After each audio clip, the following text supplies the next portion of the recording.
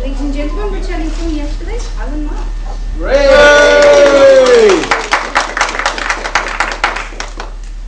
So, first up, this presentation isn't quite as slick as yesterday. That's Richard's fault, because he's been plying me with alcohol since 11:30 this morning.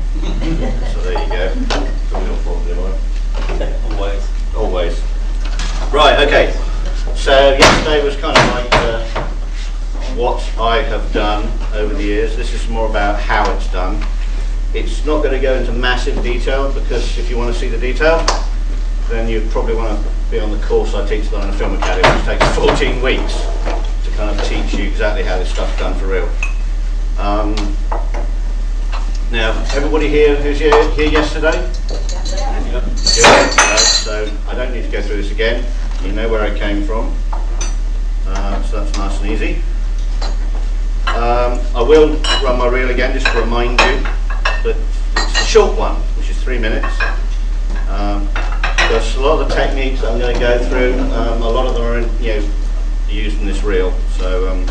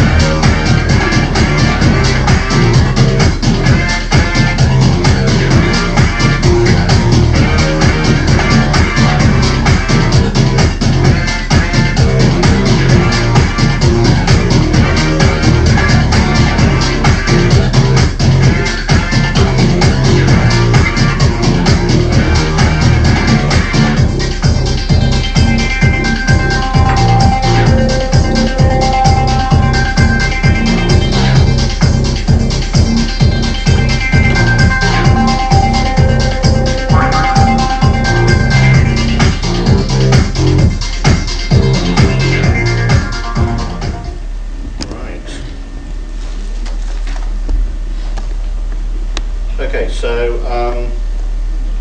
one of the things I usually start off with is just to give you an indication of how things have changed over the years, because a lot of people are very used to modern PCs, and we all remember Star Wars. Some of us were there at 17 years old. Yay. My wife actually got the tickets for our showing at the Dominion Top in London, because we lived in the Isle of Wight at school back then. And we went all the way to London to see Star Wars. For those who don't care, it had about 300 visual effects shots in it. So all pre-digital, all done optically, and models, you know, physical, all that sort of stuff. And that, of course, was 1977. That was when it was released, by the way, obviously not made. Obviously very expensive to do, as things are even today. Now, if we jump forward 10 years to 1987, there's this wonderful film here called Slave Girls from Beyond Infinity, right? And I remember this because I actually remember hiring the video from a local video shop. It had a great cover. It had a Boris Vallejo cover on it. Sadly, the film didn't live up to that. And you'll see why in a moment when I play a bit of it. Now, the thing about this film, which is interesting, is it had 25 visual effects shots in it. It's a B movie. And because of that nature, they can only afford 25 visual effect shots. And you'll see in this little bit I've got here pretty much most of the shots, and also how bad they were. Keeping in mind that, again, this is pre-digital. This is kind of, you know, as good as it could be when you have no budget. In the distant future, there will still be slaves. Slaves with very good hair, against the desires of their masters.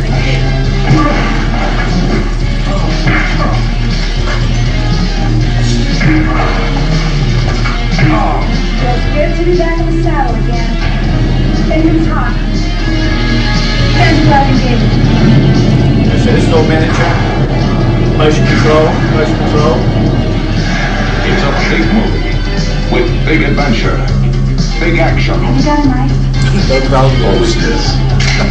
It'll have to do. Big robots. Big production. No problem.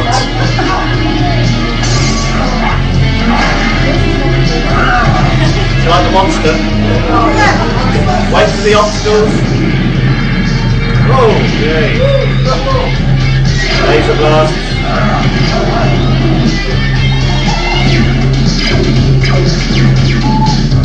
Slave girls from beyond infinity.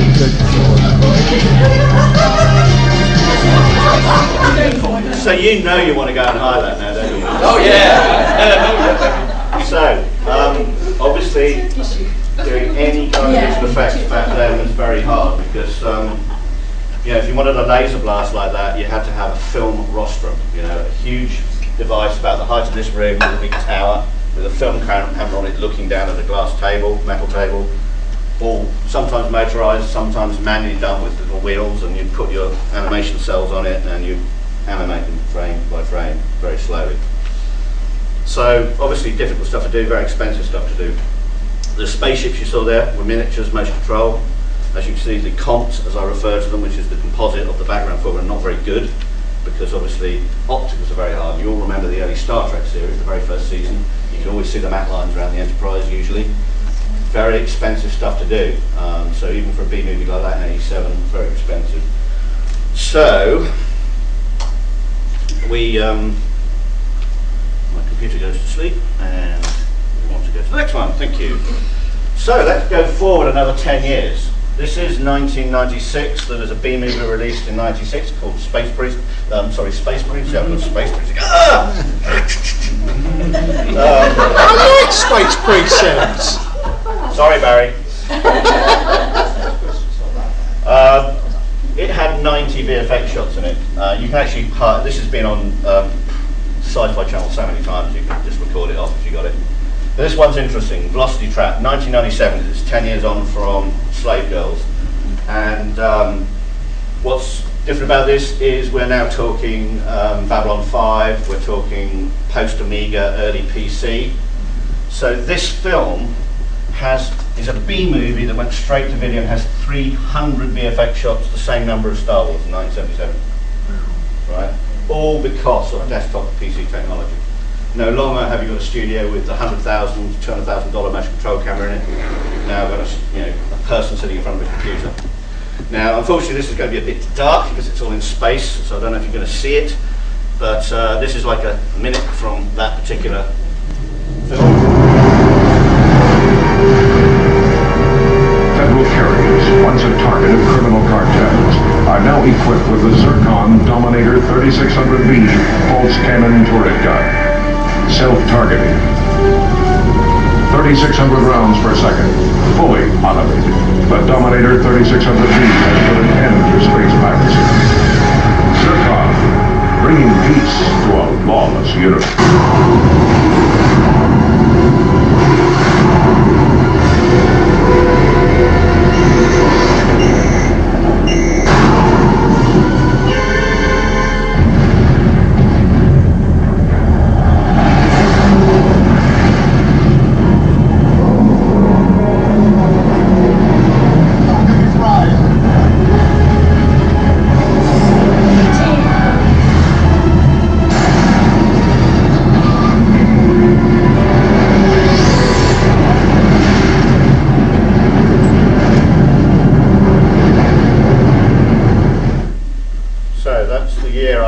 Making Lost in Space.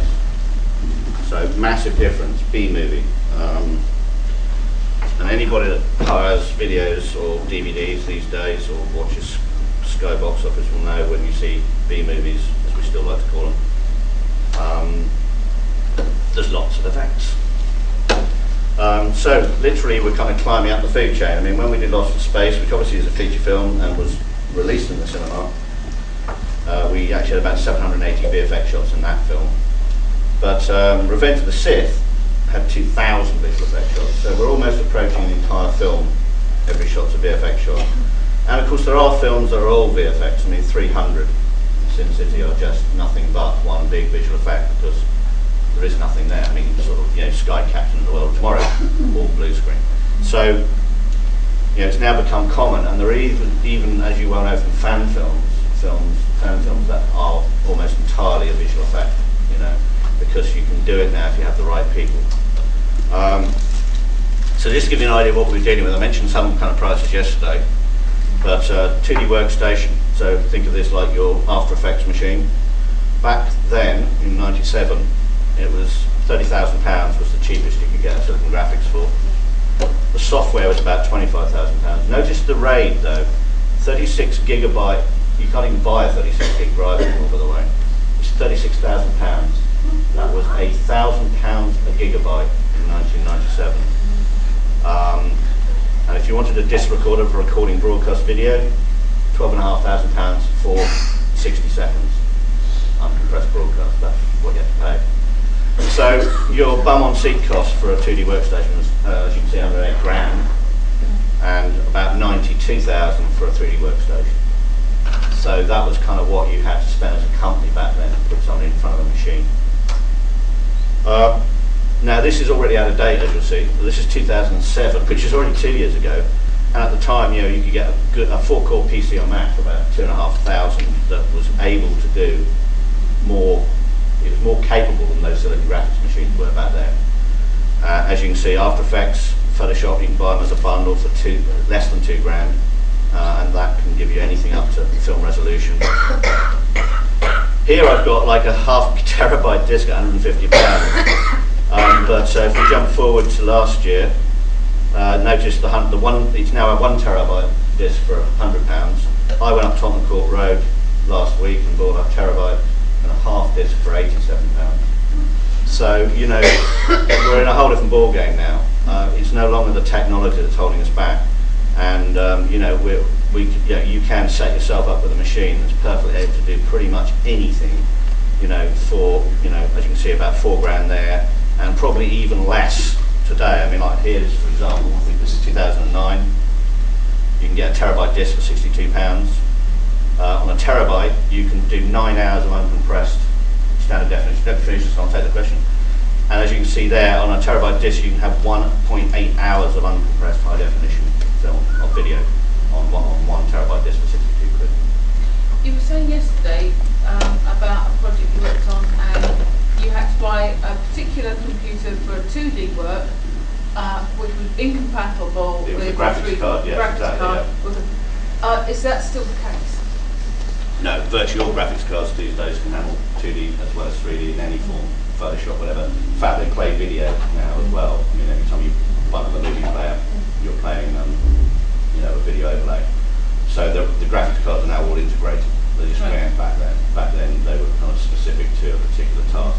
So nowadays you wouldn't buy a 2D No, I mean, the graphics cards you will still spend money on if you want something specific. For example, at the top of the range of cards that I could use if I wanted to, I could buy an NVIDIA card that would cost me £3,500 just for the graphics card right today. But personally, I have never seen any need for that. You can do all this work on a games card, but if there's certain things you want to do, then you would be better off going a lower level, what I call a low-level professional card, and for that, you'd be looking to spend about £600 entry level, and that will give you a card that really can handle the type of stuff that I do on a day-to-day basis. But you can just get away with the games card. Notice what you get now for £2,000. You get 8 cores, right? That's 8 CPUs. Now, keep in mind, years ago, renderers were priced by computer, not so effectively you'd be charged for each one of those cores for rendering. I can now buy what's called a 1U, 2U is a reference to rack-mounted units that are in engine rooms, and basically you can buy a big metal rack, really tall, and then a 1U is about that thick, so a thin metal box, and you bolt it into a rack. You can now get 32 cores in one of those 1U racks. That's effectively 32 CPUs, which you could never do literally a few years ago. Anyway, for £4,000, you can pretty much handle pretty much anything on a machine, and somebody here in the games room on their desk, they're a seller, has got a little shuffle. I don't know if you've seen a little black box. They're about that big. They're like a bread box. Shuffle PCs. That's my workstation. I don't need something the size that Dave's got over there because I don't need much disk inside it. So, because I teach and I have to take it with me, I just put it in the bag. But that is everything that you saw like that robot I did the other day, just done on that. So it's not a big deal anymore.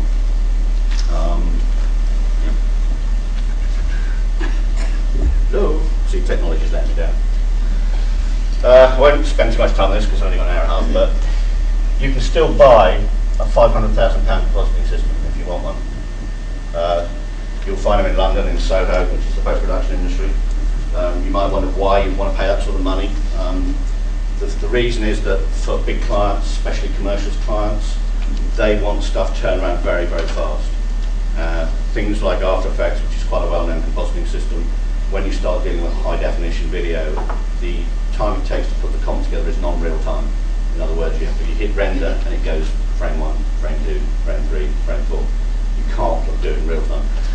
For $500,000, you can do it in real time. So if you want that, like the client's sitting there and he's paying and he's got, drinks cabinet and pizza, then that's the type of money the Soho facilities will pay for the privilege of having real time.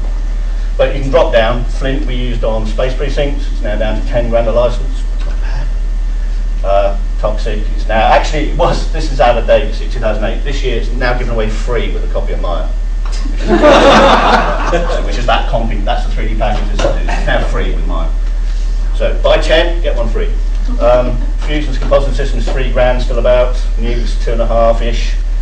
I say After Effects is 1,000, it is 1,000 if you buy on its own, but you can actually buy the entire Adobe Production Premium as it's called, which is everything, editing, DVD, compositing, Photoshop, for about £1,500, you get the lot. Combustion's pretty much out of date now, you can't really get it, it's about 800 quid, but it's from the same people who did these two. Shake is being discontinued now, but it was a very well-known compositing system in the industry, and Apple bought them and made it £300 instead of £10,000. So. On the 3D side, the most expensive package on the market now is a thing called Houdini, about 5,000. These three are now owned by the same company, they bought them all out. So you're looking at around about the £3,000 mark for Softimage, Mara, Max, which are the three big ones in the industry. Okay, Lightwave, anybody knows about the industry will know that's Babylon 5, that's where that came from. That's pretty cheap. Cinema 4D is another one. This is an old one, which I quite like, it's still being supported. But this one's the best one, free, Blender. There's an open source 3D package which is extremely capable. It's about to go to version 2.5 and it costs nothing. It's blender.org, you can go and download it. I'd wait for the 2.5 version because it's about to come out and it's a whole new interface on it, which is much more sensible. But it does everything, it does fur, hair, it's got complete carrot rigging, it's got a lovely renderer. So there's a lot of stuff out there if you want to do stuff. Now, I think this should be pretty much standard now. Free rendering. Rendering is the act of making the picture. You have a computer, you have all the data inside the computer's memory, all the wireframe meshes. You have to kind of actually make a picture, and once you've put the lights in and everything, you kind of hit the render button, typically F9, and the computer goes away and calculates all the light interactions and comes back and, you know, bucket by bucket or line by line makes you a nice picture. That's called rendering. All of these packages here, the rendering is free. What that means is in the days of old, you bought your 3D package, but when you came to rendering, you had to buy a render license for each computer you had, or node as they were called. So when we had dual CPU machines, you have to buy a license for each. Now, RenderMan, you may have heard the name RenderMan, you may have probably heard the name Pixar. RenderMan is Pixar's renderer. They sell it commercially. So any Pixar film you've seen, that's the renderer. If you can buy it, it's still £1,000 per node. So if you have, you know, your home machine's got 8 cores in it, to render with RenderMan will cost you £8 grand. Right? £1,000 per core. So this is one of the issues we have professionally. But, you know, there's plenty of free rendering around. Max has a thing called Mental Ray in it, which is the world's second best node renderer. And when you buy a copy of Max, you can render up to 999 nodes free, no extra charge. So that's the type of thing you should be looking at if you want to get up to a big job with lots of rendering. If you're doing your own production, there's really no substitute now for just cheap Macs or PCs. There's nothing really else in the market you should worry about. If you're trying to do your own low-cost production and want to use a commercial outfit, try and avoid. That says sorry guys and girls, that's because I've done this presentation in Soho, which is a bad place to do a presentation like this, because everybody who does this works in Soho. Big facilities, sometimes if you've got a big facility and you've got a small budget film like Moon, right? They got a good deal, but you know, sometimes one shot is your entire budget for making your film, and that's what they'll charge you for just for one shot. So if you avoid the big facilities, you'll go a lot further in money. Typically what you do is like what I've done on many occasions, you set up your own visual effects post-production setup, because then you have direct costs over the people you employ, you pay them directly. You cannot sell software back, but you can do it with equipment with certain companies. You can buy computers for a project and do a deal with the company, and they'll take the computers back after a year or whatever, and they'll give you the majority of the money back, some of the money back. So if you are a production, because a lot of people don't realise when film production happen, they set up a limited company. They set up a company like here, and it lasts for the length of the film, and then it folds. It's a tax thing. So most film productions will have an account running for the duration of production. So stuff like this is kind of useful. And there's plenty of small VFX boutiques around. There's still a number in London, so if you really want to, control costs, you can always go and do a deal with one of those.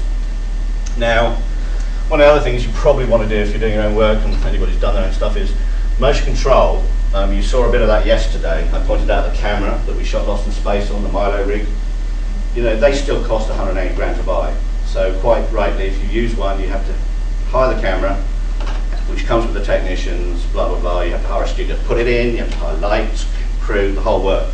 So this is hugely expensive to shoot with. And you can avoid motion control being clever. The other thing you might want to avoid in your shows are big crowd and battle scenes, because even though the technology's here now, and everybody's heard of Massive and Lord of the Rings and the huge armies, it's still hard to do. And not only is it hard to do, but I think Massive still costs 10 grand to buy. So that's expensive for small productions. So if you're going to do crowd stuff, that's going to be an issue for you. I say keep the visual effects shot count being sensible. 200 to 500 shots is probably sensible for a low budget film. But obviously in this day and age, we're now getting low budget films that are visual effects. As I said, like Mirror Mask, Dave McKean's film, was pretty much a visual effect all the way through. But the thing about it is that's expensive. As soon as every shot is a comp, it's going to have a cost that you have to deal with. Big important thing, find the right crew. If you can sell your film by having the right artists do the work. It's critical. A supervisor friend of mine came out with this lovely statement years ago. There's a lot of jargon in my industry. You'll hear things like CG and CGI. CGI, of course, is short for computer-generated imagery, right? And this friend of mine used to say, well, actually, you shouldn't really call it CGI. You should call it AGI. It's actually artist-generated imagery, because if you don't have the right person sitting in front of that bit of software, you're going to get shit. Simple as that. So always think about who's doing the work for you and be very selective about finding the right people who want to do the job, enthusiastic, know what they're doing. I'll show you what I mean by these two statements. Miniatures are still cool, and CD replication is cool, so best option is to show you some examples. This is a miniature done for the Beagle episode of Ancestors. This is Darwin's ship. This background is a real background shot actually on location at where Darwin was at the time, where his ship was. But the ship is a 1.5 metre miniature shot at BBC VFX department a number of years ago before it shut down. So it was shot green screen, and we put it into this plate. I'll show you another one. This is when the Beagle was mothballed and dumped in the Thames. So it was demasted, partially demasted and left to rot. Again, real plate that was shot on location, and then we put the miniature in. Here's another one of it. This is where it ended up eventually, as you can see, stuck in mud off the tributary. This is the shot I mentioned the other day where I got lambasted by somebody about the wind not being in the right direction. This is a high-speed library footage because they couldn't afford to shoot anything like this, but there's plenty of libraries out there that will deliver this type of material to you. But we shot the ship, and we shot it with a wind machine, and hand animated that motion you see there. That's all kind of animated in the computer to just get that kind of feeling. Now, what's cool about miniatures still? Well, I can go into a studio with this miniature and a wind machine, and in a day I could probably shoot 30 shots, maybe 40 shots, because it's all real time. If I did this CG, the galleon of the ship was in CG, like in Troy, I'd have to do cloth simulation on the sails. So I'd be blowing fake virtual wind into fake sails and doing cloth simulation. I'd be lucky if I could get one shot out overnight, rendering after that was all set up, and it would take hours for the animator to actually get the simulations up and running and working, probably a day's work, and then by next morning I might have one shot. So with miniatures I'm exchanging kind of one shot overnight for maybe 30 shots in a day. This does be comp, but the point is the wind machine does the job for you. You shoot high speed, you get the scale. So that's one of the things where miniatures are really still very cool, is that you can actually shoot a lot with them very quickly, very rapidly.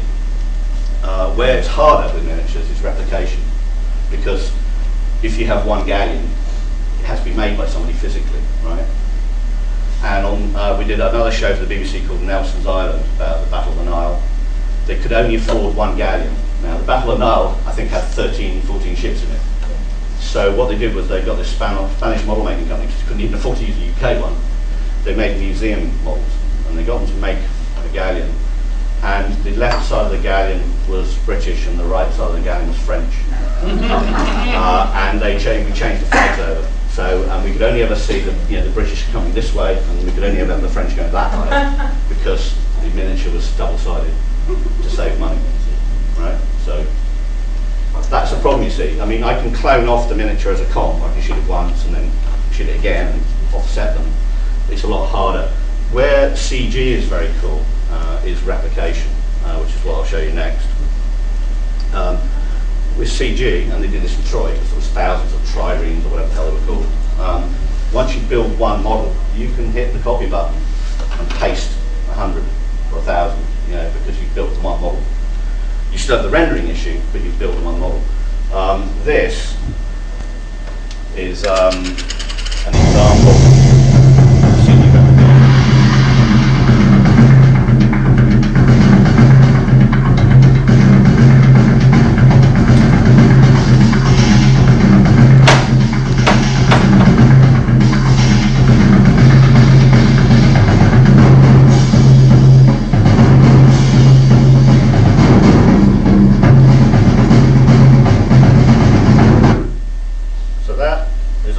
Buildings that the software has been looking into and pulling out, and you can see some repetition there, but if you have enough, the software will distribute them over a digital landscape for you on your behalf without you having to do them. So as long as you have a library of buildings, and it could be medieval buildings or skyscrapers, landscape, give me 1,000 buildings, and it'll do that in 10 minutes, and then you can fly over it, render it. So that's where CG becomes cool, because you can generate a massive amount of stuff from very little. Right, just to get now into the technology, I teach this, and the reason I'm showing you this, because obviously I'm not trying to teach you about visual effects, but the thing is, it's a good way to show you what it's all about. I've chosen the most common techniques used in the industry, and I go through them. So, right at the top here, we have a thing called pre-visualization, spelt the English way, otherwise known as previs for short. Previs is huge. Has anybody got the Kingdom of the Crystal Skull DVD or Blu-ray? Yes? On the making of, you can actually watch the entire film as previs. It's probably some of the best previs I've ever seen. The whole film was done using computer models for everything to see how it could be cut and how it would work. Don't get me into whether it's a good film or not. I won't go there. Previs is huge in the industry. A lot of people use it now. I always try to encourage people to use it because it allows you to try stuff out without spending any money, much. So we'll look at that. Another thing I'll talk about is things like high dynamic range imaging. You'll hear jargon called HDRI or HDR. Sometimes you'll come across this in the industry. It's short for high dynamic range. I'll talk about what that is, what it does. Match moving. This is going to be our replacement for motion control. And virtual set is becoming more common now. Virtual set, of course, 300, all virtual. Sky Captain, all virtual. Sin City, all virtual. Maybe sometimes minimal sets, but in 300, but not much. Motion capture, almost every film uses motion capture in some way. We'll talk about that. Digital environments are big now. The software I'm going to show you was used in Kingdom of the Crystal Skull. It was also used in Pirates of the Caribbean. We do teach digital cinematography. That's how to shoot blue screen and green screen properly, stuff like that. And then finally, at the end of the pipeline down here, we have compositing. This is where you take all these elements, as we like to refer to them, like a piece of actor against green, a computer model, a real model, and we have to layer them all together in a composite, pull keys, get the whole shot put together and finished. So we go through Core 3D, which is things like asset construction, texturing, because just like in the real world, if you built a real miniature, you have to paint the CG miniature just like you would in the real world, but you're using digital paint tools. Well, you still have to do it. So you build it, you texture it. Rigging and skinning is in reference to putting the skeleton inside the character. So if I have a virtual copy of me, I need to put a skeleton inside to articulate myself. So I literally have to put a virtual skeleton in all my joints. When that skeleton is in, I then have to rig it. In other words, I have to attach the skin of my character and associate it with each of the bones in my skeleton, so that when I move the skeleton, the character goes with it. That's what character rigging and skinning is. We then have animation, which can be things like character animation, hand animated, and motion capture, where you take data off real people or real things like horses, animals. Lighting is just like in the real world, virtual lights, but you have to treat them the same way. And then we get into visual effects, things like particle systems, volumetric rendering. That's for doing things like rain, fire, smoke.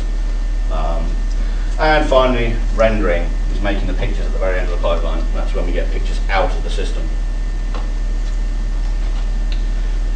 Here's some of the software that I use on a daily basis and we use in the course. So Adobe Production Premium I mentioned before.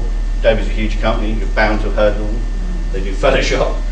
But basically, with Photoshop you can get Premiere for editing, Photoshop for painting, After Effects for compositing, Encore for DVD production and so on.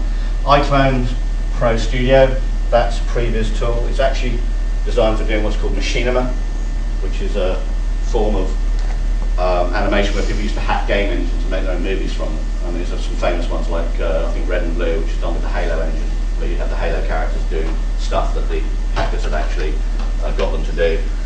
This is a commercial product where you can literally drag a character over a library, change all the clothing on the character, load a WAV file in and they'll talk.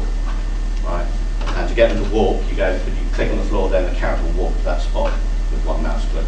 So very interactive animation, animator-free kind of software.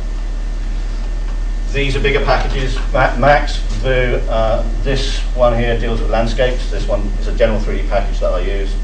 Synthesizer is match moving, we'll get into that.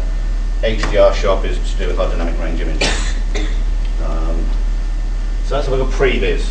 Previs, I would say previs is actually critical to low-cost productions. The last thing on a low-cost production you want if you're hiring any studio space at all is to not know what you're shooting, because even if you do a deal, you'll be spending somewhere between £2,000 and £3,000 a day for a stage.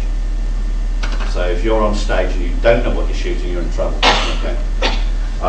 So if you do your previs up front, and try out your shots, find out whether a two shot's going to work or a medium shot, long shot, then previs doing it in the computer is a good way because you can find out if it's all going to work or not. It therefore also saves time and money because you're prepared up front. When you go on set, you know exactly what you're shooting, bosh, bosh, bosh, done. And you can try out lots of ideas without any unnecessary shoot time. So you can try your dialogue. If it's crap, you can do it again in the computer. No, you haven't lost anything. You just put it in the edit. Is it any good? So previs is really useful. So what's FIGO previs? American. These are some actual friends of mine. They worked on a number of films. This is kind of their previs reel. So what you're going to see is a film called Sahara, which I actually worked on as well, and then you'll see the previs done for Hitchhiker's Guide to the Galaxy, the movie.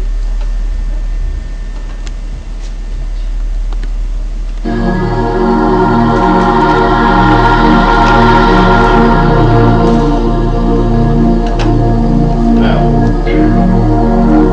what's interesting about this, what you're going to see is the previs, and then it's basically compared with the live action. So this is the previs, this is the live action. You can see how closely the director followed too.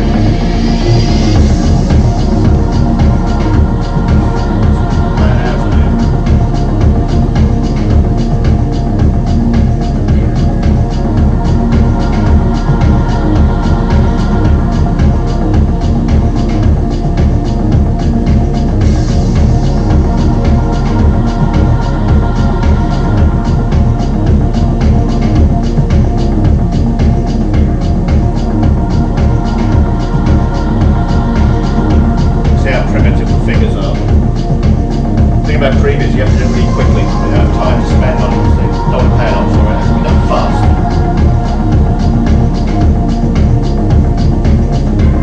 Dave, is the brightness control on this up, or just a bit burning out a bit? Yeah.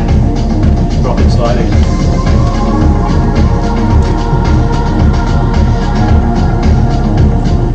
Pause it. Just bring the brightness down a bit.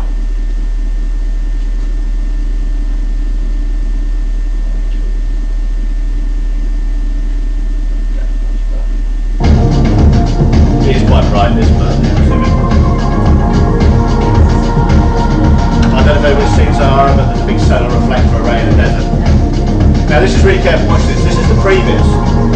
When you see the live action, it's amazing how close the helicopter cameraman got to match the shot. This is the actual shot of the helicopter. So very impressive that the pilot was able to get almost an identical kind of feel.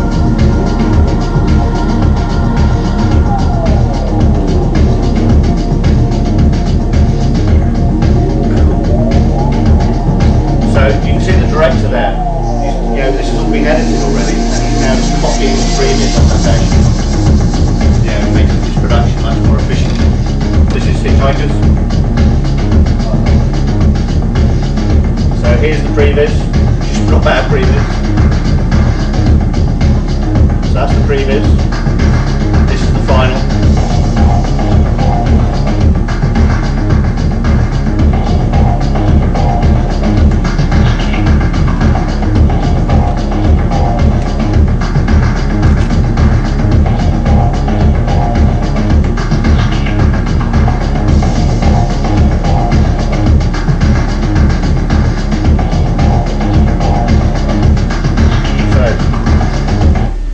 Example what previs does.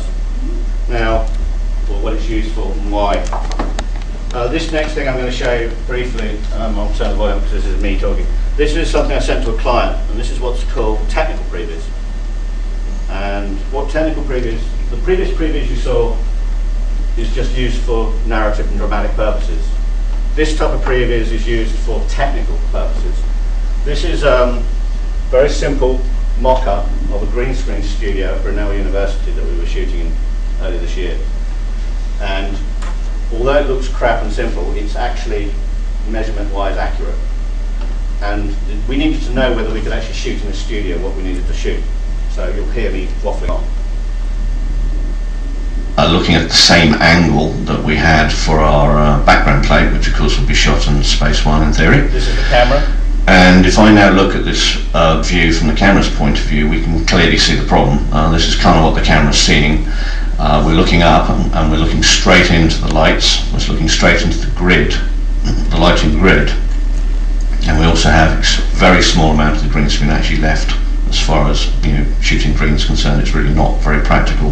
That confines with the camera where it is with that lens. But as you can see, we're actually seeing way off the green screen into the lighting gantry. So, how to fix this? Well, we can, assuming Mark is okay with this, we can fly a bit of green in. Now this would, as far as I can tell, this would just be for this one shot. I've gone through most of the shots which you'll see in a moment, and this is the only shot really that kind of has this problem, assuming that we're going to follow the storyboards.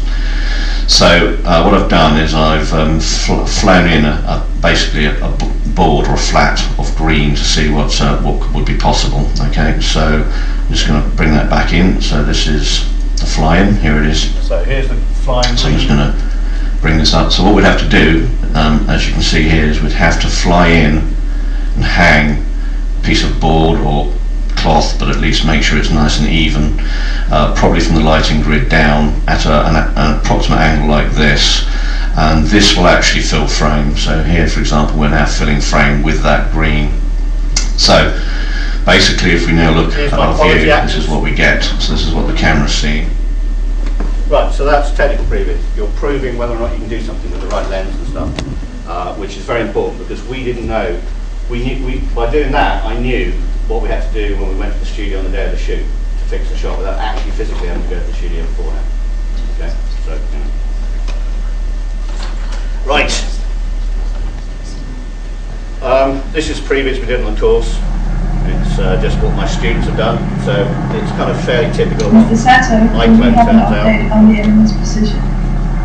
The intel from our satellite is incomplete. We have low cloud covering the entire area. Non-optical scanning systems were damaged in the last anti-satellite strike. Don't just stand there, Mr. Sato. Get our recon airborne. At once, Captain. Launch the AMSF immediately.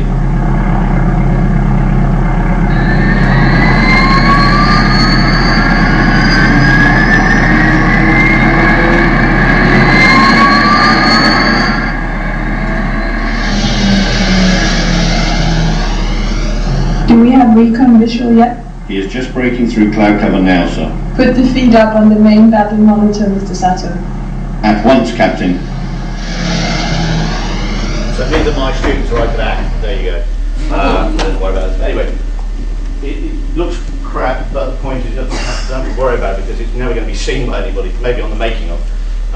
But it's very useful to know whether you can get your cuts and all this sort of stuff. So that's previs. Always do it if you can, especially if it's a visual effects shot. You don't want to do how it's filmed. You at least do the visual effects shots. High dynamic range imaging and lighting.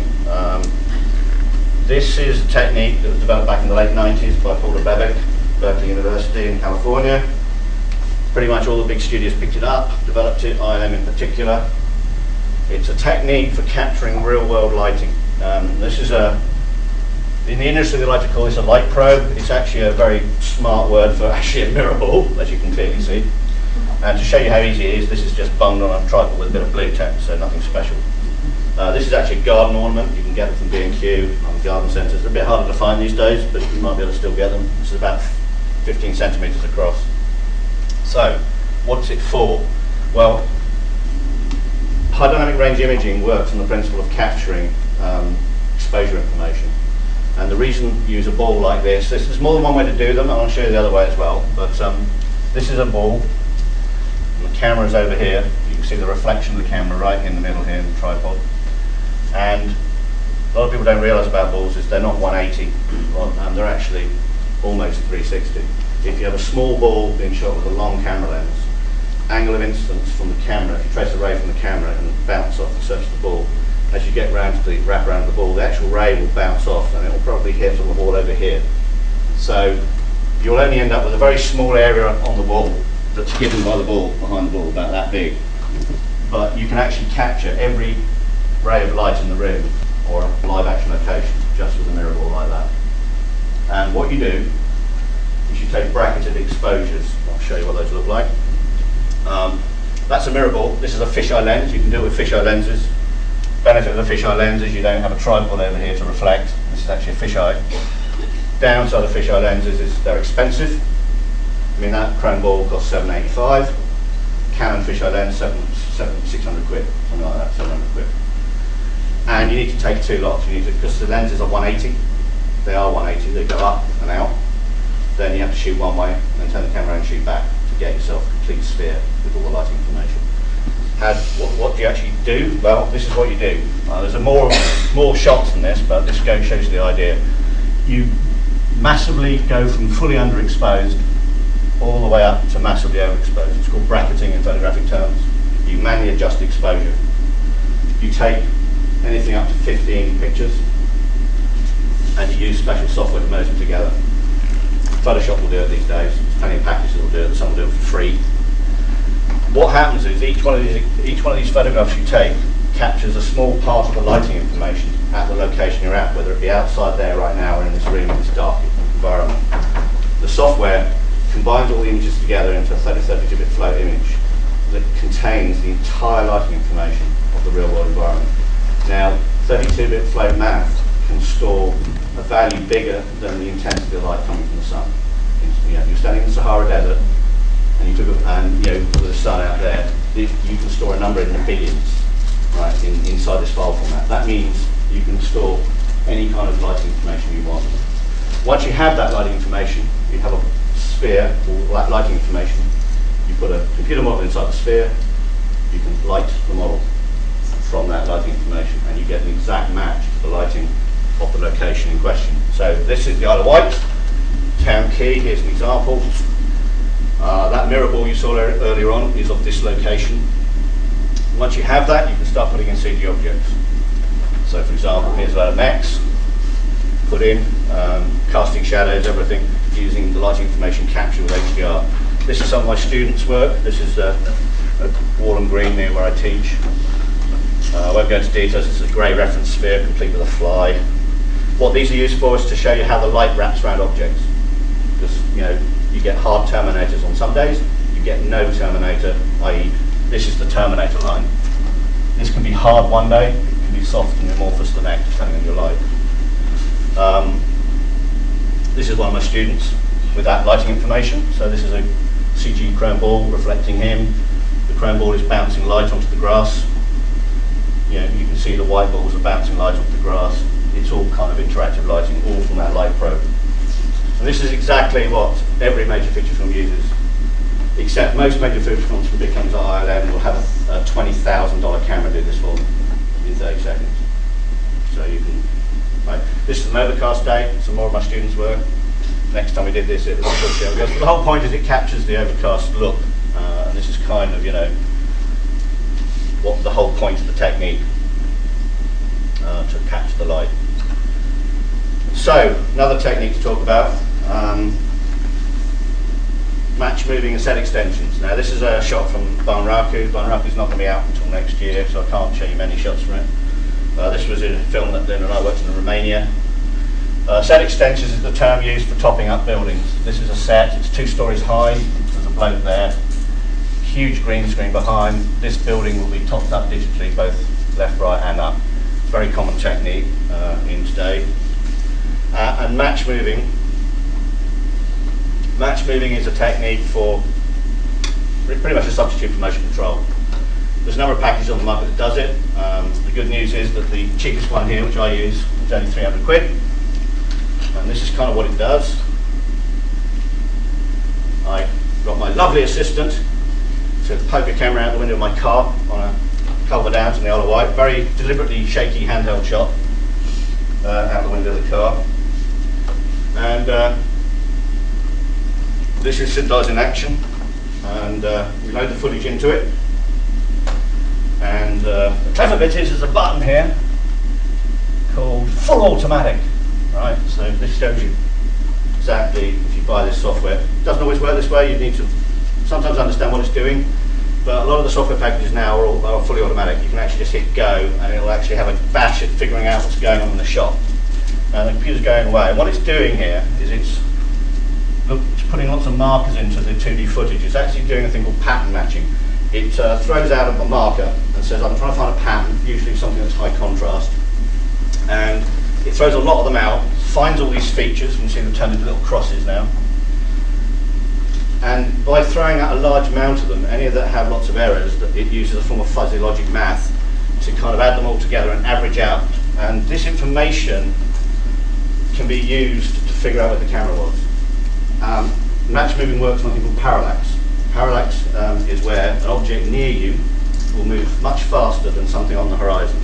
And as it goes further away, the slippage gets less and greater than near to you. So parallax is what the software uses on each one of these markers. And if the marker's moving really fast close, it knows that it's near the camera. And if the marker's moving really slowly, it knows it's further away from the camera. And by having enough markers, the software can figure out where the camera was in 3D space that took the shot on a frame-by-frame basis. You can get complete moving camera. Here's our 3D world. There's the camera. This point cloud are all these markers in 3D space. So I've got a top view, side view, another side view here, typical computer system. You can see the camera. What I'm now going to do is tell the software where the ground is. So I'm going to choose 3 markers that I think are somewhere lying on the flat floor, on the ground. And I'm going to choose them. See me selecting some of the markers in the shot here. I'm going to pick one there, and one back there, because I think I might get there on the ground. And it goes away and it then fits the whole solution, as it's called in our industry, and says that's where the ground is. So I now have a relationship of the camera to the ground and in 3D space. And once I've got that, I can then start putting in some test objects to find out whether my solution's any good or not. And what I'm going to do is I'm just going to fast forward this, because some of this is a bit boring. So we'll just get to the point where I start putting some objects in. So here's some test objects going in. So it comes with a load of what we call primitives, and these are just being put in. And if I go forward a bit. So what we can do is, once we have these test objects in, you can then play the shot back and see if they stick to the ground. So there we go. We now have a piece of 3D geometry following the move that the camera recorded. Okay. So once we know that we have a good solution, we can then basically go a stage further. So for example, this one's just putting a pyramid in. Again, these are kind of test objects just to see if the shot's working. Now this shot's rushed, it's not perfect, and I'd spend more time on it, but I just wanted to show you that that was recorded all in real time. So that's kind of how fast the software is. So once you have that information, then you can basically do this sort of thing with it. And this hasn't been comped in properly, but I've just taken some building geometry and just overlaid it on top of the live action. So very quick and dirty, but this is pretty much how every major film puts stuff in on movies this day and age. And it's called matchmoving, so you're matching the movement of the camera. Here's an example I shot myself from the Red Funnel Ferry in the Isle of Wight. The red and white checker pattern is actually a 3D object that's been matched to the ferry geometry. The ferry, so I track this ferry, this is one I teach on the course. And that object now is following the exact motion of the ferry, and I'm panning the camera at the same time. So I'm on the other ferry, the sister ship, handheld camera, looking at this ship, and I've managed to get an exact copy of the ship's motion. Once I have that motion, then I can do stuff. We can do stuff like this. This is some of my students' work. So what we've done is effectively taken the original ship, removed it like on Muppet Treasure Island, kept the real sea and the wake, and put this in and replaced the sky with something we prefer. So that's what matchmoving is kind of all about. You saw a bit of it the other day. I'll just finish off with the CargoBot stuff, because obviously that was heavily matchmoving. You can see this other. This is the original concept art done for me by my friend who's currently working in Spider-Man 4. So this is a piece of art that he produced with the design. This is texture development. So this is the arm being developed. by my texture artist. So you can see it's quite primitive at this point. The kind of geometry is there, but the textures are gradually being added. And in a moment you'll see the paint start to appear. So here's the first one. Now we're starting to get kind of rust, metal scratches, dirt, all this sort of stuff going on. And this is all part of the 3D construction process I mentioned earlier on. And here's the leg. This leg I didn't like too much. He went overkill on red stripes. He kind of suddenly went red stripe mad. I'm a supervisor, my job is to stop things like that. So I went back to him and said, look, Stuart, lovely, but red stripe mad, mate. So he pulled it back on this one, not that one, but he pulled it back a bit in the end. See, this one's a lot less, and he's got red toes instead of red and stripy toes. Now, you saw this the other day. This is the live action plate that you didn't see. This is what it looked like before. And this is the match moving. This is the same technique I just showed you. The camera analyzes the shot, finds out what the camera was doing, and once you have that information, of course, then what I showed you the other day is what you can do with it, which is putting stuff in.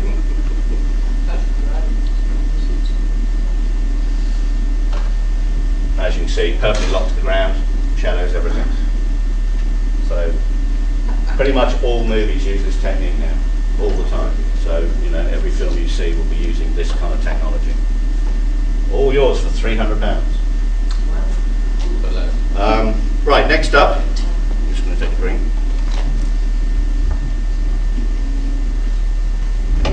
Motion capture and motion synthesis. Motion capture came first, it's used a lot.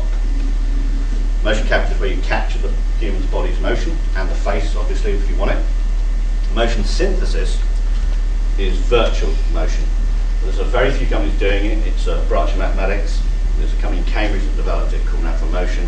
It's used by the games industry a lot. You can actually synthesize human motion completely, i.e. not record it, but synthesize it by anatomical analysis of gait structures and stuff. That should be a questionnaire, by the way, at the end of this, all right? Okay, so, motion capture. This is me at Pinewood with the students. I've used these stages a lot professionally. Company I work with a lot. These are special cameras up here on the wall. You can see them all over the place. They're infrared. The whole volume's surrounded with them. There's about 40 of them. What they do is each camera is looking for these reflective markers. These little balls that are being fitted to the suit. They're made out of the same front projection material we talked about earlier, Richard. They're highly reflective. All we need is for one ball to be seen by any two cameras for it to figure out where it is in space. By having all those cameras, you can see all around the body. You can see all around the person's body from all different angles, and you can capture their motion, which can then be applied to a skeleton. This is our model that we're loading into the system, which is the ship with this flying vehicle on the deck. And what we're doing here is we're marking out on the floor where all the items on the deck of the ship are, so the characters know where they shouldn't run into something because it's not there, you know, because it's virtual. So we're marking out the various positions here. Here's our model loaded into the motion capture software, and what we're going to do is there's a big projection screen up there, and we're going to be able to see this model in relation to our visual actors. So here's one of our digital puppets being set up. This is all real-time live, by the way. There you go. So anything that's on the stage appears on the computer in real time.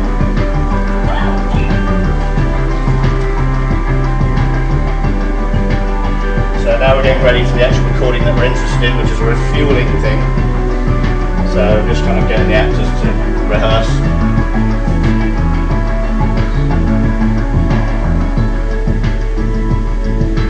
Here's the skeleton reconstruction. You can see they're called Guy and Vicky, were our two performers. So this is the rigid body skeleton that the software calculates in real time for all those little white markers on the body. This is the same data being played back on the live 3D characters in the computer, and therefore we can see their relationship with the 3D model, so that we know if they're touching it or they've got to run around it or whatever. And that's the high quality Hoover hose that we we use for the refueling pipe.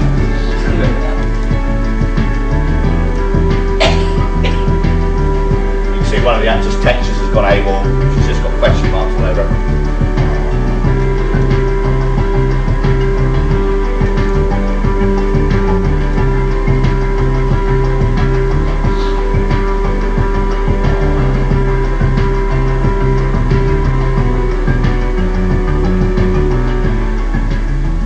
So once you have that data, the company will give it to you a few days later, clean slightly. They do a cleaning process on it because sometimes with optical motion capture you suffer from a thing called occlusion, where one marker just cannot be seen by any camera, and when a marker disappears, the data disappears, and you might get a jink in the elbow movement or something.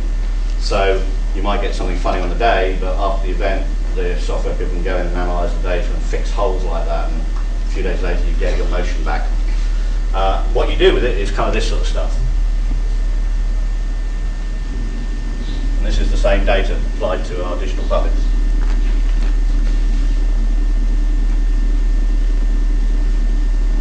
So this is pretty much the way all big films do this stuff. I mean, like if you see any Lucasfilm, Star Wars movie with lots of characters running around the background, Lord of the Rings, the motion files are coming from motion captured, typically. Motion synthesis, much newer, still expensive, the software's still expensive. Mind you, motion capture studio is not cheap. If you want to do that, hiring that studio for a day is about $3 grand, just to give you an idea. And then you have to pay your actors, of course, your performance. Motion synthesis is the synthesization of motion. The software typically takes hand animation and motion capture as a starting point, and then allows a simulation to take over. Now, this software was used and has been used in many films, but the one I always use as an example is Troy. When the two armies meet on the beach, you see them crash into each other from the force of impact. If you look carefully, you'll see lots of bodies being hurled up in the air and tumbling because they've been thrown into the air by the impact. All those characters are done with this software, they're virtual. This is a simulation of American footballers. So all of the motion from the point of leaving the ground is simulated motion, it's not real motion. It's not perfect by any means, but a lot of the time, you won't notice it. This software is used a lot for instances where stunt work won't work, it's too dangerous. Because these characters, of course, you can try and break as much as you want, but they won't, of course, because they're virtual. So motion synthesis is just another branch. So that's how we get motion data onto stuff in the computer. Obviously you can animate by hand if you so desire. If you've got a good animator, they'll do a very good job, but if you've got something that has to look like a real person, then motion capture is a very good solution. Right, next up, digital environments. These are becoming more and more popular. The old term years ago would be matte painting, matte shot. Nowadays there is a very hazy distinction. You can't really call them matte shots anymore because they're not just like a locked-off shot which you're looking at. Some of the modern ones have the most amazing 3D camera moves through them. So there's a huge argument in the industry as to what happened to the matte shot. Can you still call it one? Matte shots were painted on glass. Very old days. Yeah. I mean, they were still painting on glass when I started Magic Camera, but as soon as digital came along, there was no need to paint on glass. Obviously, nothing been painted on glass for years. Yeah. But you're right. They paint on glass. They project. They take one frame of the print, put it in the matte camera, put a light source behind it, project it out onto the glass, which would be painted in white emulsion. The artist would draw out the live action element that you wanted, and then sketch out on the white emulsion where the painting was going to be. Scrape away the emulsion paint in the area that had to be live action, and you'd paint on the emulsion to get the image. And then the matte camera would do multiple passes to pull it all back together again. Now, of course, you can all do it in the computer. This is one of mine. This is done with VU, which is the same package that I then use. This is not so much a matte painting as kind of just do digital art on occasion. This actually came runner-up Best in Show Worldcon in '95. Sort of bizarre, true. Here's another one. I like Chris Foss a lot, so this is a bit of a tribute to Chris Foss. Again, spaceship built-in computer, background is done in VU. I'll show you what VU does. VU 7, as it's now known, VU 8, it's about to get a VU 8, is a specialist landscape creation software. and it integrates with all the big 3D packages on the market because it's very specific what it does, and you invariably need to add something to it from another package. This is their demo reel, which is a very good indication of what the package can do. This first one shows you what replication is good at.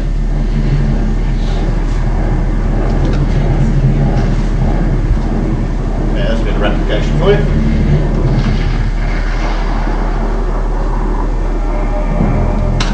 Keep in mind, this is all digital. There's not one bit of real stuff here. Some of it does look a bit CG, but other stuff looks great. Fully volumetric clouds, you can fly through them.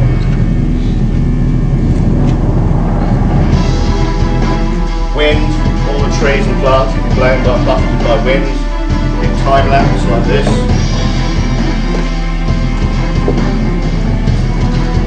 This is the ecosystem. That same thing as in the city is spreading all those trees around.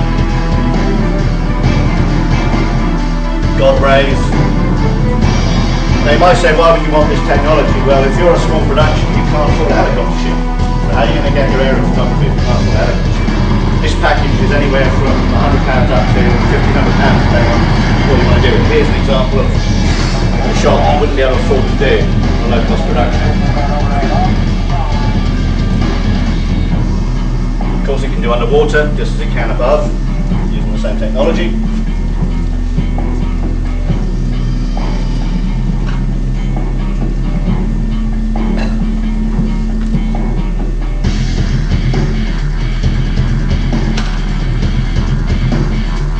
Sea, water, the foam.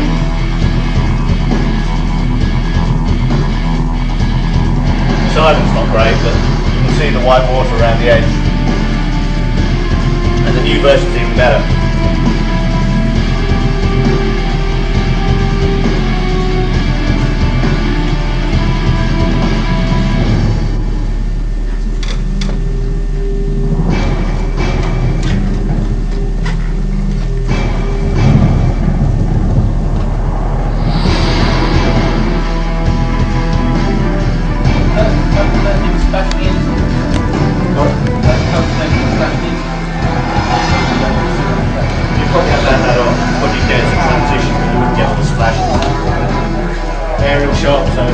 Here's a really nice one. Dogfight. Look at that. I mean, that looks real. Dogfight. This stuff's as good as the artist, by the way. You need somebody who knows how to use the software to get stuff like that out of it. You know. Architects love this package. They use it a lot, as you can see here.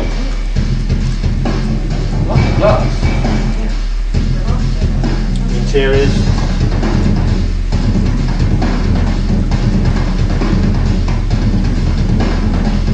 Localised wind.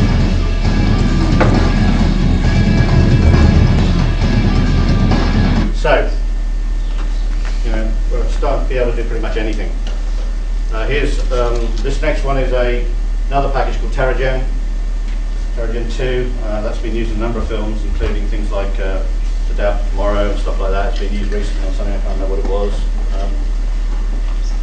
It's a much more complex system than VU, so it's not something I recommend to people who want to get into it because it's a bit scary on the interface front. But VU can now do this as well, but this is what's called complete spherical planetary simulation. This is Mars, real Mars data.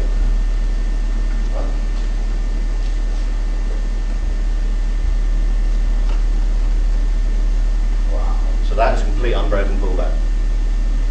And you can do that with planet Earth if you want with clouds now. So that's how good the technology is getting. This is one of mine. I know you're going to not believe me, but this was put together in 50 minutes, less than an hour. Took overnight to render, of course, but the software, once you know it, can be so quick. I mean, you'll see how parts of the software work in a moment. I'll just give you an example of it. But it took me 50 minutes to just set that whole 15 minutes to set the whole shot and animate it, and then hit render. It can be a very quick package to use if you know what you're doing.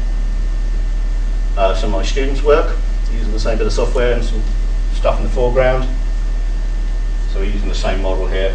This is a nice sunset shot, sunset. This is more of a matte painting type shot. You know, we've got a 3D move background, and then we've got a tree in the foreground. So very typical kind of multi-layer kind of matte painting type shot. This is another use for it. Flying shots you saw, this is one of ours. So again, same way that plane was done, sort of flyby shot. This is the package in action, this is what it looks like. It comes with a huge library of stuff, so it comes with a massive library of trees and plants, various vegetation. It doesn't have to be, you can load any object in. You saw buildings earlier, it comes with libraries of buildings and stuff. What I'm doing here is I just plonked a bit of terrain down, as it's called, and now I've got a brush and I'm actually spraying trees onto the terrain. Pressure sensitive brush, and just go, all the trees appeared.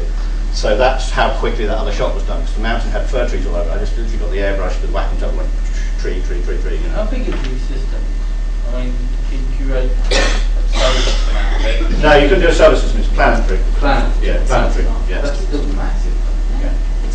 This isn't a very good example because I'm kind of rushing it, but you know, I'm adding kind of little bits here just to the train and stuff.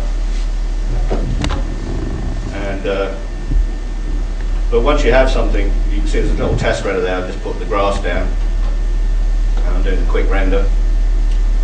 A bit more grass, and it's gradually building up the render. That you can just go forward a bit. I don't know the cherry trees, not that you'd find cherry trees on an island. So now, as you can see, I've sprayed down a load of cherry trees. Pretty much too many. But if you render now, you see I've now got this little island with you know, water. It has water planes in it, so if you want water, just go water. The sea appears, you know, like that. It's like playing God, really. So I'll show you, so once you have something like this, there's a sort of slightly better render. But after you've done that, what's great about the package is you can then change stuff. So this is kind of, you know, a daylight shot, and you can see all of the water refraction. You can see through the water properly, all of the stuff you'd expect to see in the real world. But what I can do then is I can just change the light. I can say, well, I didn't like that look, that atmosphere, as it's called. Oh no, I'll choose another atmosphere. So effectively what you can do is you can just go to the library of atmospheres. I think I'm just repositioning, here we go. Load atmosphere. Big library of different looks, different clouds, different sun, different positions. And I go, oh, I'd like a nice moody sunrise, sun shot. And there, suddenly I've now changed the whole look of the scene. There's the sun up there. So I'll just do another render. Now I have a whole completely different look. This is all animatable, so you can change, you can animate the sun during the course of the day, all that sort of stuff. If we go forward a bit, I'll show you the, I'm just moving the camera around a bit. And sort of, you can just do sort of test renders like that.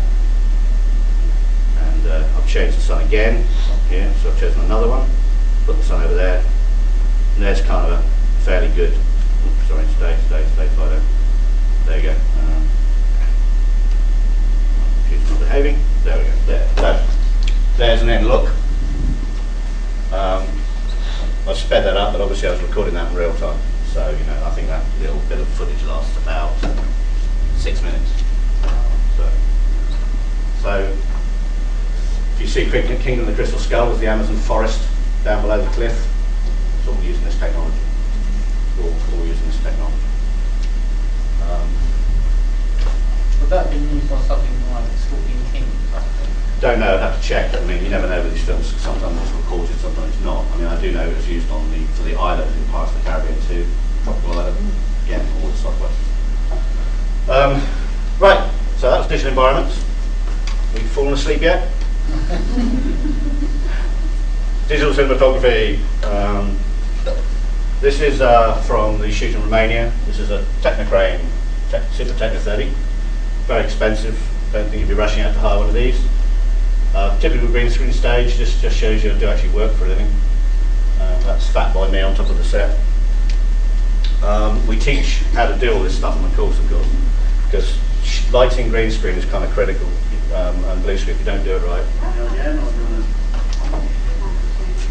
So here's me. Let's get the next one. Good decision. That's our DOP. Good decision. Jonathan Harrison.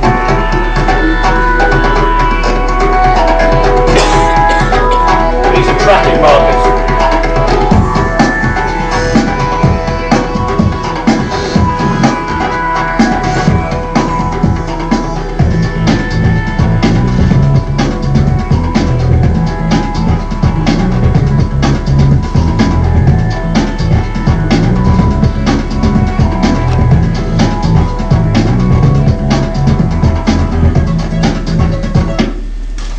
tracking markers. Green screen, blue screen, of course, is a flat colour screen. Matchmoving works by analysing patterns, shapes. Well, there's no shapes on a flat blank colour, so you have to help the software out by putting something on it. So typically you'll notice on making of DVDs, crosses, all sorts of stuff on screens like this, and that's why they're there.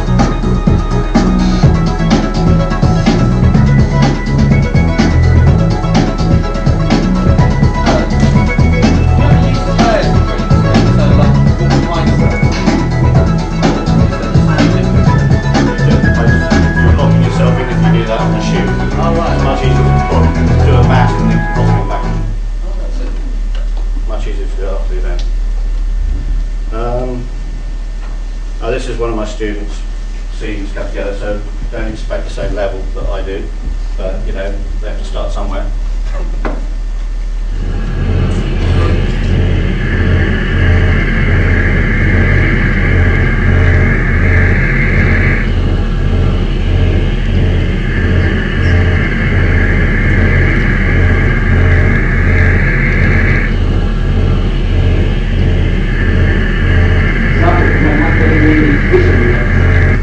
The intel for our satellite is incomplete. We have low clouds covering the entire area, and the non-optics were damaged in the last anti-sat strike. So don't tend to get the best actors in the world for this sort of stuff. At once, Captain. Launch the AMSF immediately.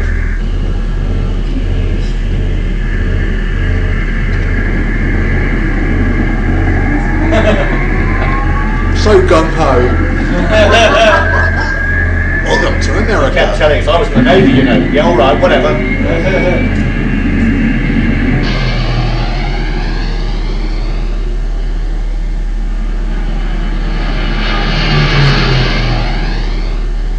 Do we have recon visuals yet? He's just breaking through cloud cover now, sir. Could feed up with the main battle monitor is safe, sir? At once, Captain.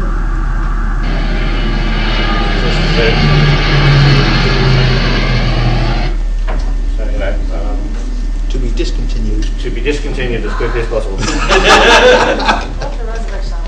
So, there you go. We'll have a look at all the technologies. If there's any questions, I'll pull the hell out of you. Yeah. One question. Is there still room for a boring old fart like me who likes to use models and miniatures and do all their effects work in camera? Yeah. Oh. Miniatures still used a lot. You just have to know what to do with them, and you know, when they're good and when they're not good. In fact, the next time I run the course, we're actually going to have miniatures on it. But the trouble with miniatures, you know, professionally, is they're very expensive.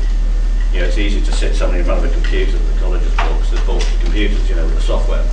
But if you want to shoot with a miniature, somebody has to make the miniature. Our course isn't about making miniatures, funny enough, because they take time. I was able to persuade Bill Pearson, my long-time friend, to build a model for them. So he's building a miniature out set, interior, action outside. So, which we will then light and shoot, just to give people something other than a CG background to work with, because miniatures can look really nice. Yeah, when they're built properly. So yeah, miniatures are... And another one, you ran the Captain Scarlet reel earlier today, and you mentioned having an Airfix kit scanned in. We didn't scan it, I just gave it to the modelers, and they just had it there on their desks, so they could see it and turn it over in their hands. and take measurements of it, but Yeah, we didn't have it laser like I say, scanned. Starship Troopers, they built some of the ships, then scanned them, Yeah. put it in, they can just fill the damn sky with them. Yeah, I mean, you don't find that so much these days. The reason is that, if you know you're going to end up with a load of digital spaceships, building a physical model can be very expensive just to take it to pieces and put it in a laser scanner. They used to do it with dinosaurs a lot because, with dinosaurs it kind of made sense at the time because, there's a lot of real sculptors out there who can do great anatomical stuff, and they found they got a better result then by sculpting the dinosaur and getting all the fine skin detail and then laser scanning it. With the advent of software like ZBrush and Mudbox, as they're called, those are sculpting packages on the computer that can do that fine detail now. And there are a lot of real sculptors who now switch to digital and will sculpt purely in the computer now because of the fact that in a digital world you have the magic eraser. You can always grab the magic eraser in the digital world. You cannot do that in the real world. If you've put a coat of paint on a model and it's wrong, you either have to overpaint or you have to use a paint stripper. And it's very unpleasant and time consuming. Whereas in the digital world you can get your razor out and get rid of things. So everybody has their own views on things, but miniatures are still used. I mean, big films will use miniatures. Harder for a smaller production because of the cost. But look at Moon. I mean, Moon was a low-budget film. My mate Bill did that. He did Moon. And he always tells me, he loves telling me that they did all of the stuff on Moon for 45 grand. Now, I don't know if you've seen how big that stuff is, but to give you an idea, who's seen Moon? Right, a few. Okay, the parking bay for the Moon rovers, just so you know how big it is if you haven't seen the making of stuff, is from here to about here. That's how big the parking bay is. It took 3 rovers. So, still a miniature, but you're still going to need a stage to put that on. So, yeah, that was a phrase coined by Lord of the Rings because they were huge. But so still plenty of room for miniatures, but you just need to know when. I'll tell you what is good about miniatures and digital technology. Consumer cameras, depth of field is very much controlled by what's called gate size and lens. Gate size is the actual size of the physical area the image falls. And as you know, with a lens, the light rays come in, they converge on the node of the lens, and then they go through this infinite point in the lens, and they invert and come out the other side. And the gate of the camera is the bit that the image falls onto, right? And the size of the gate is how big the image. On 35mm, it's about 23.4 mil across. Gate size the chip is the gate size on a digital camera. So if you buy a consumer camera, it might say in the manual, this camera is a 1/5 of an inch chip. So the chip is a 1/5 of an inch, which is not a lot. It's like really small. And that's what the image is for. The upside of chips that small is that the cameras have huge depth of field. Now, some people hate that. They can't do dramatic drama photography because they can't defocus. They're stuck with this massive depth of field. It's great for miniatures because the whole thing you want with miniatures is a massive depth of field. If I put a 4-gram miniature here and my live action is over there and they've got to look the same size from the camera's point of view, I need this in focus and I need that in focus. And you'll get that with a domestic consumer camcorder. You won't always get it because they're a bit annoying because they're autofocus, but if you find one that you can turn that crap off, stop it hunting back and forth. Oh, what have you done? You put something here, you bastard, or something. But if you get one that's half decent manual, they're great for shooting miniatures. You can just get a good day, go out with a 4-gram miniature and just shoot away. Anything else? Well, you're basically saying animators really from start to finish in a virtual world. Yeah. Well, I'm a jack of all trades. I've had to do. I don't know. I've learned very much to do everything. As I said yesterday, you've got that test pitch. Sorry, my fault. That test, that robot in the middle is the one that I animated. So I can animate when I need to. But the nice thing about that form of animation, does anybody know anybody know the jargon IK? FK? Right. FK came first, which stands for forward kinematics. IK came second, which stands for inverse kinematics. Wonderful name, wonderful jargon. Basically what they mean is this. If I want a human hierarchy like that big robot, then each of these bits of my arm are separate. You know, I've built the lower arm as you saw, the upper arm, my hand, they're all separate models. And I have to join them together on the computer, so I make a skeleton. And I attach the lower arm to the lower part of the skeleton, there'll be a joint here, and I attach them all together. And then to animate it in the old days, if I wanted to pick up this can and have a drink from it, how would I do that with forward kinematics? Forward kinematics worked on a parent-child hierarchy. So in other words, if I grabbed my pelvis and I had somebody slide my body forward, you'd kind of expect all my arms and legs to go with me. That'd be nice. Mm-hmm. Right? So the way you did that was you'd say the child, the hand is a child of the lower arm. The lower arm is a child of the upper arm. The upper arm is a child of the torso. The torso is a child of the pelvis. If I move the pelvis, all of those things will go with me if I set up that proper relationship. There's a downside to animating that way. I want to pick that can up, so I have to do this. Go to the shoulder, do that. Go to the elbow, straighten it. Go to the hand, do that. Can's down there. Go to the torso, turn it. Go to the torso, tip it. Go back to the shoulder, do that. Go back to the elbow, do that. Yeah. That was forward kinematics. Animations always look crap, took forever, very unnatural. But there's anything they could do back in the 80s and 90s. Then some bright spark when, I know, why don't we analyse the structure here and put a thing called a goal here. And what I'm going to do is I'm going to say, look, I want the hand to understand it's tied to the shoulder, but there's also a joint in between. So I can now animate the hand by grabbing it and pulling it. So as I pull the hand, it will stretch all the joints out for me. And if I pull hard enough, it will force the torso to tip over, because everything is linked. But the hand is now controlling the whole hierarchy. It's called inverse kinematics. And that's why motion like that, robot stepping back and turning, looks so natural. Because the whole thing is done that way. The feet are planted on the ground, and I'm able to grab the torso and do that. Not grab the torso and have my feet slide over and have to put them back again. Do you know if the sort of biologists and are learning more as this is sort of feeding back? Are they learning how human bodies move because you guys are learning how to do it? I'm not sure. Possibly. I mean, motion capture, which gets applied in many ways to the same end product, actually comes from the medical profession. It's called, they developed motion capture technology for gait analysis, which is the human gait. And they were doing it to see for people who had problems with walking and stuff. And they needed to see how the person walked in 3 dimensions, and they couldn't do it in an easy way. And that's where that technology comes from. So there is a lot of information going back and forth between the entertainment industry and the medical industry through mocap and animation. And in fact, Walking with Dinosaurs is a case in point, where they figured out actually how the dinosaurs might have moved from what the animators had done when they rigged the dinosaurs together, because they could finally see the joints moving for the first time, and they realised that they might actually work in a particular way because of how the bones were all connected. And that only happened after the animators had made the rigs, and they could see how they moved. I was going to say, as I work as a nurse, and what is the best diagnostic thing ever, particularly once the imaging inside the body. It's getting definitely more refined. You're not just seeing, before you'd have some certain scans, you'd get to heat spots, but now you can actually see.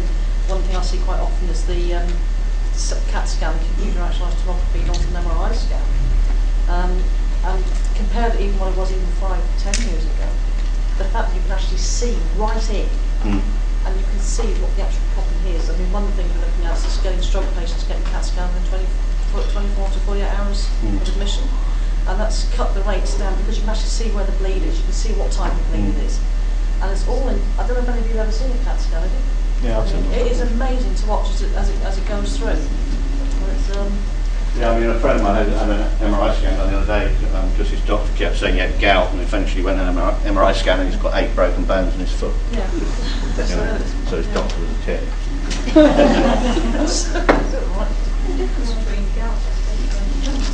Yeah, some doctors just want to get you out the door as quickly as possible. Oh, you got gout, crystalline gout, off you go. Yeah. No, there is a lot of stuff going back both ways, and it's very, very useful. I think the other thing useful too is when you, like I say, with mobility and getting people to walk and move again. The day would be nice, say, like a physiotherapist could actually look at a scan of the anatomy as it's moving into, like if you're getting someone walking out for stroke for the first time.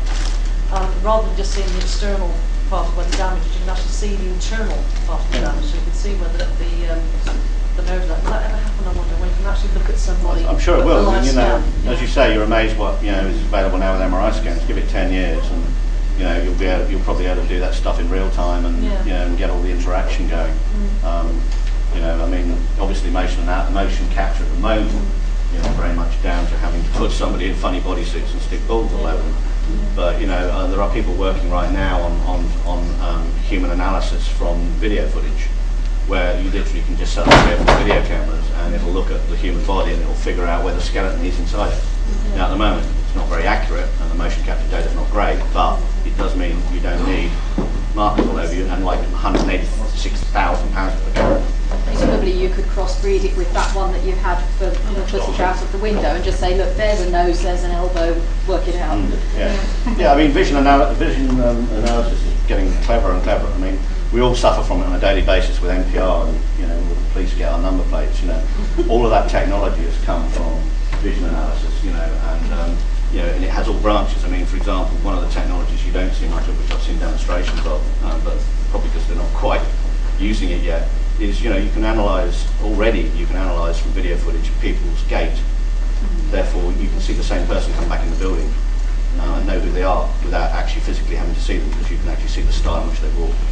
And they're looking at using that technology for things like burglars and all sorts of stuff. Because basically, if you have CCTV and you can analyse the footage and you go, well, that's the same person returning, and then if you find some other footage of them somewhere, then you might be able to find footage of them where they live or whatever, because basically you're looking to analyse their body motion.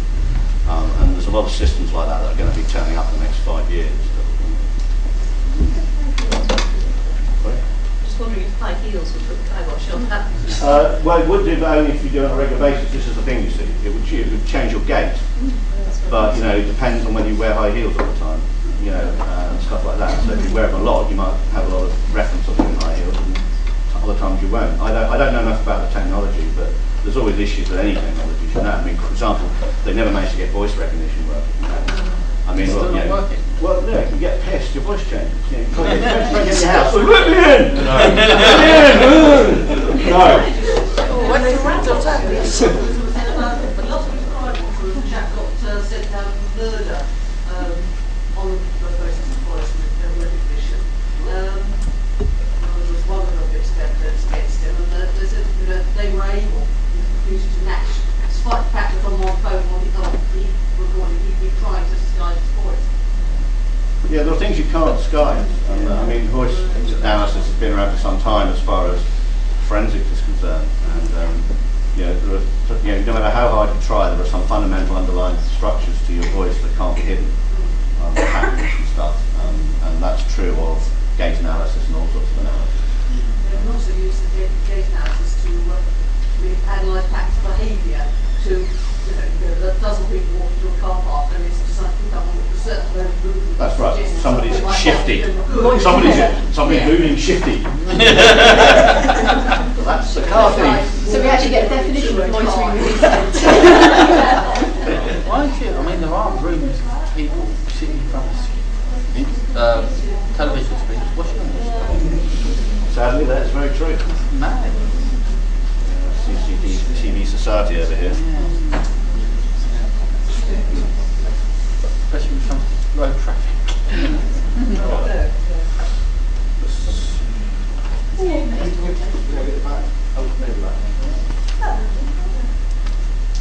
was saying that the walking with the gait, there's a problem with that. Autistic people automatically display what they call guilty body language. They move differently from people. If you don't know the person is autistic and they're getting all up with somebody else in that. Yeah, but that's why you're not seeing gait analysis in regular use.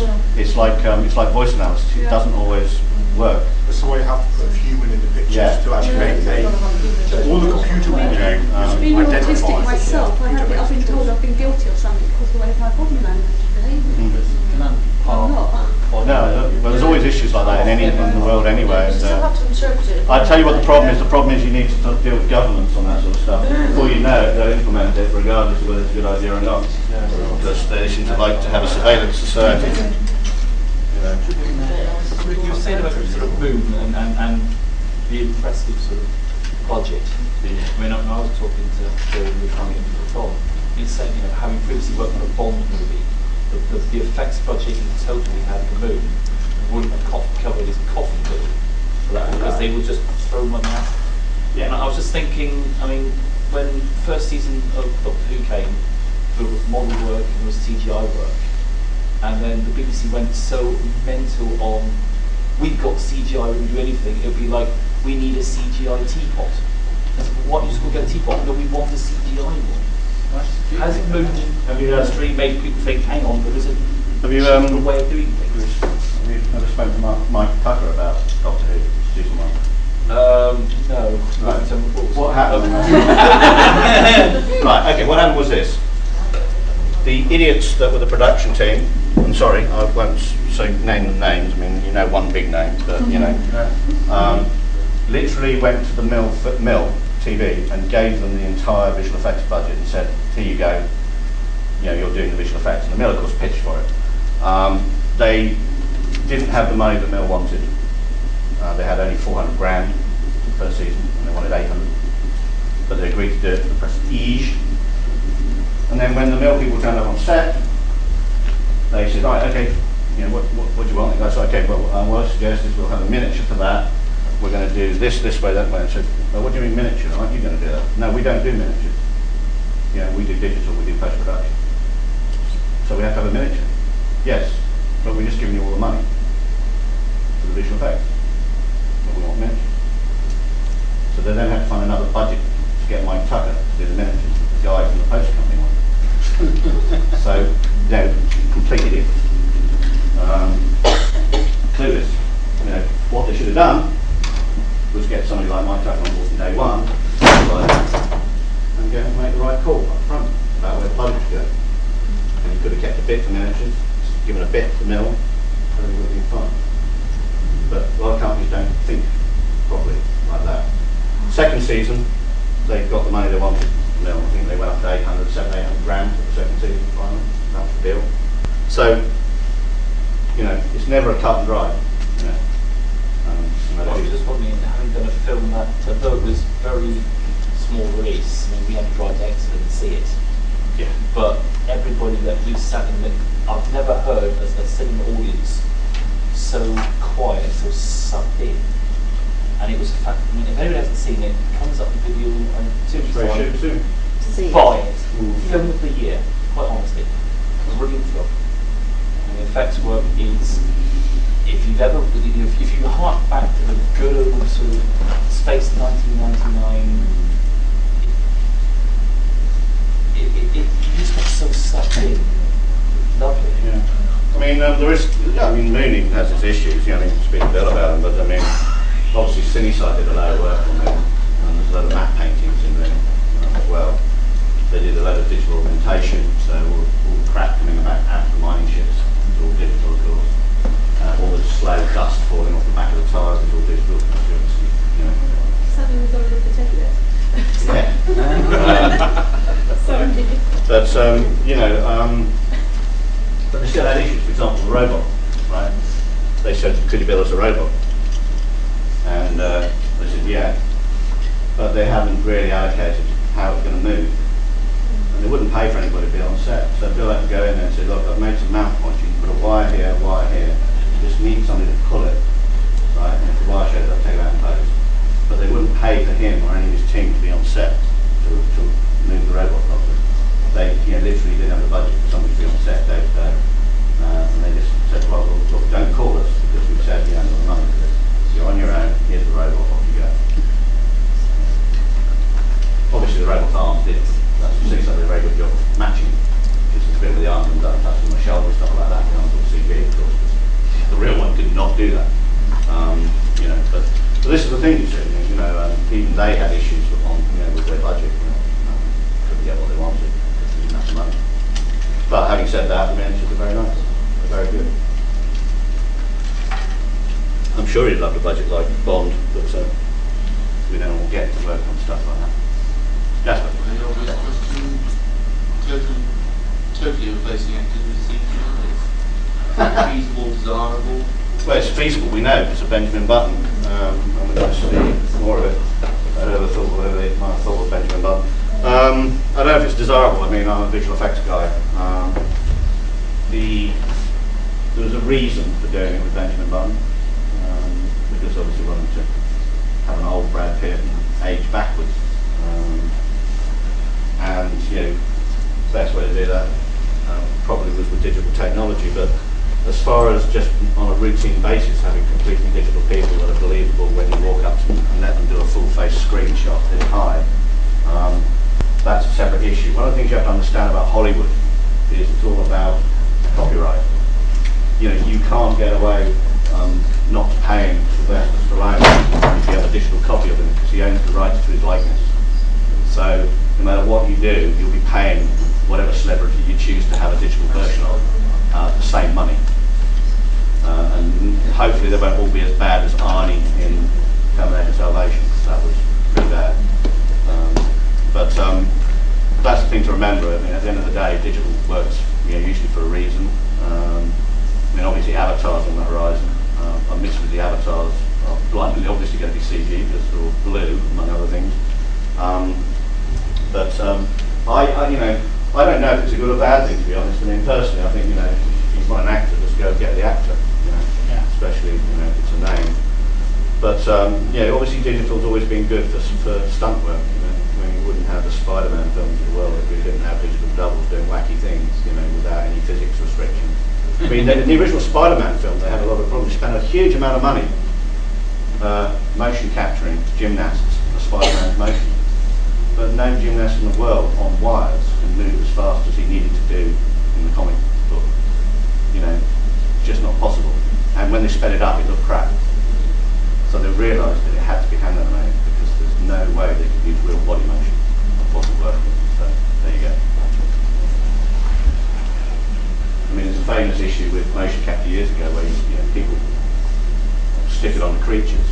Well, the trouble is, it's the old creature suit syndrome. You could always tell a man in a suit because there's a man in a suit with two legs, or a woman in a suit, let's be. You know, you can see that in CG. I mean, if you have a creature that's unusual in shape, body shape, and you stick human motion on it, you'll go, looks like a man in a suit, because you put a human body motion on it. Godzilla! Yeah, so you then have to get into breaking the motions, it's called. Sort of just maybe an arm motion and not worrying about taking the leg motion, stuff like that. You know. You have things like Gollum now. That just really works. Yeah, but he was almost human shaped. He might have been emaciated, but he was like, he was humanoid. What I'm talking about is, you know, if you wanted to do a T-Rex with little dinky arms, you're bound to know that the bloke, never mind the fact that his legs won't go the way the real thing goes, you know. Huey, Dewey and Louie from Silent Running, where they used amputees. Paraplegics, yeah, amputees, amazing. So that was a very cool idea, and obviously they found people who were up for it.